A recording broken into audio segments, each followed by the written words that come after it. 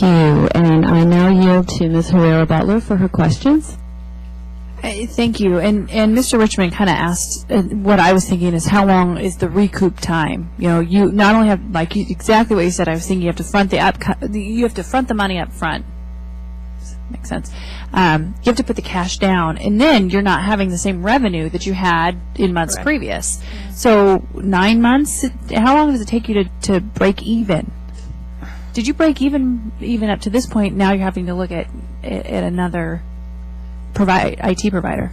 Yeah, it probably takes, I would say, to increase in my mind, there's no doubt that over the long term it will increase productivity. I mean, I have fewer staff than if I had paper charts. I don't have someone that has to be pulling charts, et cetera. But I think it would probably take several years to turn a profit from it. I mean, I would think 3, 4, 5, 6 years. So it's a long-term investment. Yes, it is. I was disappointed not to have our previous panel here. I didn't know they were going to leave, or I would have asked them to stay, because I think it's incredibly important for them to hear. And I was trying to get at it a little bit, what happens to the small and solo guys who run into a problem like this. You know, there's no real hold harmless, I think, in a contract for you. Nothing. Is that anything that, even as you're negotiating with vendors, is that something you can require? Or do you need, or are they just going to kind of laugh at that? Yeah, I asked, the new vendors that I was interviewing, and they said, yes, our company is stable, but what does that really mean? Yeah. Yeah.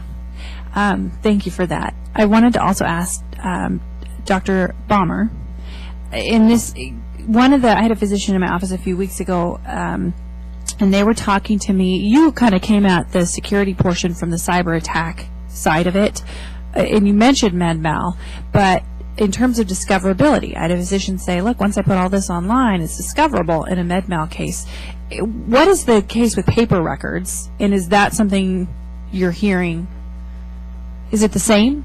I don't think that there's a difference between paper records in terms of discoverability and electronic records. You know what? Part of what he was saying was, so you have this great new metrics, right? For you put the information in, and then the computer can generate. Are you looking at this? Are you looking at this? Are you looking at this? Well, a physician may be looking at certain criteria. It's probably not one of these 1% chance. It's one of these other things. But if the computer brings it up, there's a 1% chance, and you didn't go after it. Is it expanding your liability exposure? Well, I think that's a very good question. I mean, if the computer puts out 4 or 5 scenarios, do you have a due diligence obligation to investigate each of these? And that problem, however, has been dealt with for some time, that there's kind of recommended treatment, and then physicians reject that and use their own judgment. So I'm not sure that because we have electronic records that's going to be a new source of liability, but as that New England journal points out, we don't know.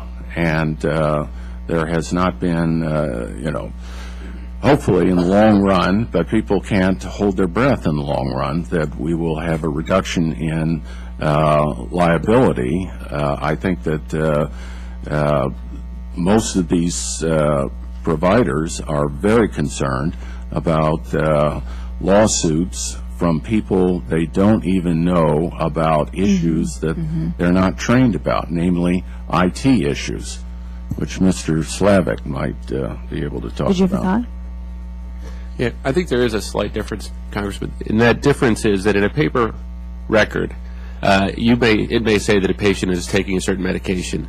Now, an electronic system may say, because this patient is taking this medication, don't give them this treatment, or there's going to be a bad interaction.